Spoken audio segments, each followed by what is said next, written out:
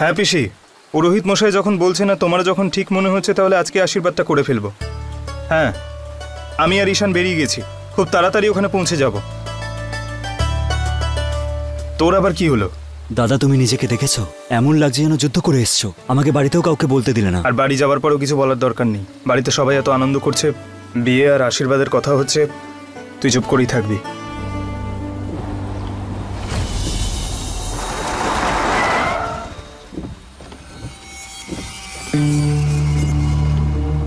দাদা মনে হয় কারোর অ্যাক্সিডেন্ট হয়েছে, আঘাতও লেগেছে। তুই বস এখানে, আমি দেখছি।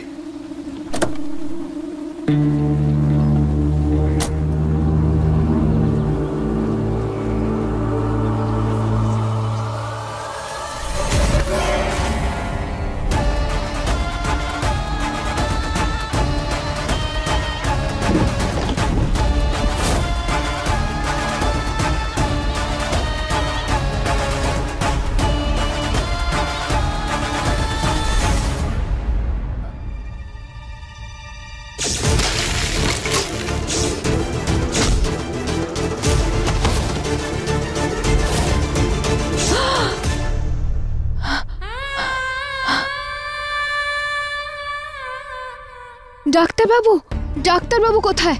গয়না, কোথায় যাচ্ছিস? বস বস, সব ঠিক আছে মা, তুই বিশ্রাম নে। ডাক্তারবাবু কোথায়? উনি যেখানে আছেন ভালোই আছেন, উনিই তোকে বাঁচিয়েছেন। ডাক্তারবাবু ওটা কি বলছিলেন? বিয়ে? হ্যাঁ, তুই ঠিকই ভাবছিস, উনি সত্যিই তোকে বিয়ে করতে চান। কিন্তু কিভাবে? উনি কোথায়, আমি কোথায়? উনি কত শিক্ষিত আর আমি তো শুধু 2-1 অক্ষর জানি। উনি এত বড় লোক আর আমরা গরিব। যদি শুধু টাকা থাকলেই বিয়ে হয় তাহলে তো শুধু বড় লোকেদের মেয়েদেরই বিয়ে হতো, কিন্তু জুটি তো তৈরি করেন ভগবান। আর ভগবানের ইচ্ছে যদি ডাক্তারবাবু তোকে সত্যি সত্যিই বিয়ে করতে চান তাহলে ডাক্তারবাবুর সাথে তোর আজই বিয়ে হবে।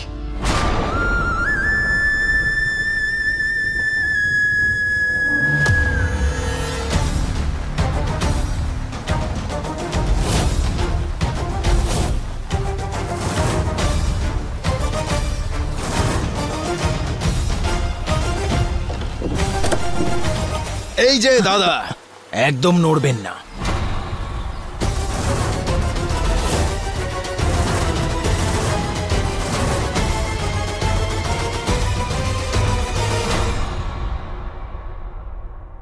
গয়না, কোথায় যাচ্ছিস? না মা, আমার তো এখনো বিশ্বাস হচ্ছে না যে ডাক্তারবাবু আমাকে বিয়ে করতে চান। আমার আর ওনার তো কোনো মিল নেই। তুই নিজেই শুনেছিলি তো, বল। হতেও তো পারে গয়না যে যেটুকু সময় তুই ডাক্তারবাবুর সঙ্গে কাটিয়েছিস তাতেই বুঝে গেছেন যে তুই হিরে, সত্যি হিরে। দামি হোক বা সস্তা, গয়না তো সাজার জন্যই। আর কখনো কখনো আঘাতও দেয়।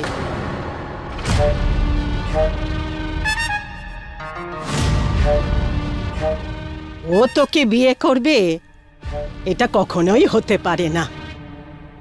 তুই নিজে একবার ভাব, ও পড়াশোনা জানা রাজকুমারের মতো দেখতে শহরের মানুষ, তোর মতো একজন গ্রাম্য মেয়েকে কে বিয়ে করবে? ঠিক আছে, এই নে ফোন কর ডাক্তারবাবুকে আর ওকে জিজ্ঞেস কর ওই রাজকুমার নিজের মহলে তোকে স্ত্রীর মর্যাদা দেবে নাকি বাইরে পড়ে থাকা আবর্জনার মতো দেখবে। নে ফোন কর।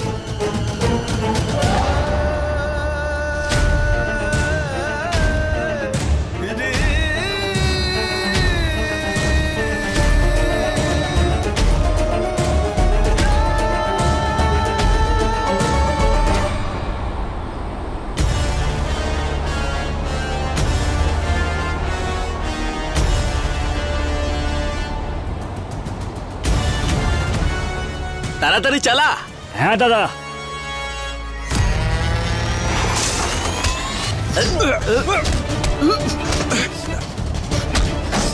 এই দাদা,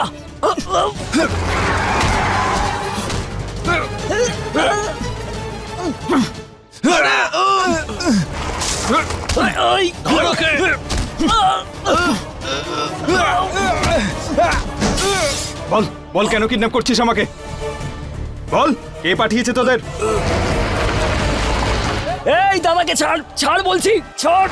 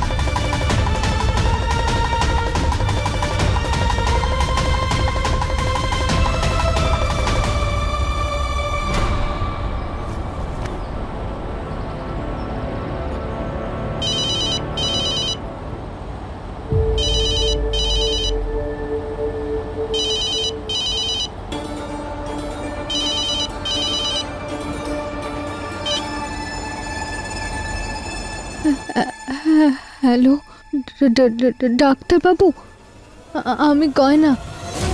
আমি আপনাকে কিছু জিজ্ঞেস করতে চাই। আপনি কি সত্যি আমার সাথে বিয়ে করতে চান? হ্যালো, বলুন না। যতক্ষণ না আপনি হ্যাঁ বলছেন আমি এই বিয়ের জন্য রাজি হব না। হ্যালো, বলুন ডাক্তারবাবু, বলুন না। হ্যালো, ডাক্তারবাবু। হ্যাঁ,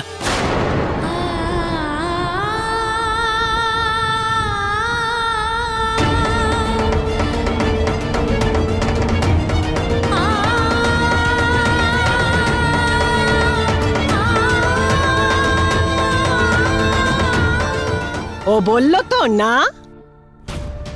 আরে ওই ডাক্তারবাবুর মাথা কি খারাপ হয়ে গেছে যে শহরের চন্দন ছেড়ে দিয়ে গ্রামের মাটিকে মাথায় লাগাবে? কি ভাবছিস গয়না? কি বললেন ডাক্তারবাবু তোকে? আমি জানি না মা, কিছু বুঝতে পারলাম না। আমার ডাক্তারবাবুর সাথে কথা বলতে হবে। কিন্তু কেন? যার সাথে 7 পাকে ঘুরে 7 জন্মের বন্ধনে বাঁধতে চলেছি, ওনার সাথে একবার কথা বলতে হবে মা। আমি যাচ্ছি ওনার ক্লিনিকে একবার। দাঁড়া গয়না, কথা শোন আমার। না মা, তুমি আমাকে আটকিও না, আমি দেখা করে আসছি। গয়না, গয়না যেন সত্যিটা জানতে না পারে। কি করে ভুলে গেলে তুমি? এই পরিবারের ছোট বড় সব সিদ্ধান্ত আমি নিই, আর তুমি এখানে এসে বিয়ে বন্ধ করার সিদ্ধান্ত কি করে নিলে? ভুল করেছো তুমি, আর তাই ক্ষমা চাও।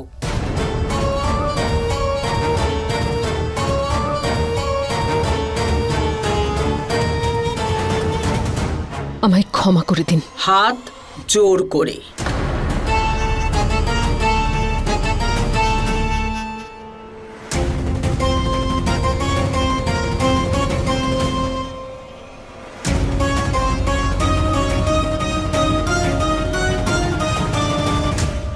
আমায় ক্ষমা করে দিন।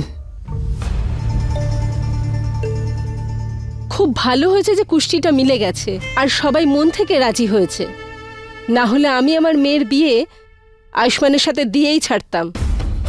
সেটা আপনিই বারণ করুন বা আপনার পরিবারেরই কেউ। আমি আপনাদের পরিবারকে দ্বিতীয়বার কোনো মেয়ের মন ভাঙতে দিতাম না। জানকী দেবী, অবশ্য কোষ্ঠীতে এখনো একটা দোষ আছে। কিরকম? আজকের দিনটা শুভ, সেই জন্য বিয়ের অন্তত একটা নিয়ম আজকেই আপনাদের করতে হবে, যাতে পরে সবকিছু কুশল মঙ্গল হয়। আর আজ যদি এই নিয়মটা না পালন করা হয় তাহলে আয়ুষ্মান বাবার জন্য সেটা যথেষ্ট বিপজ্জনক হবে।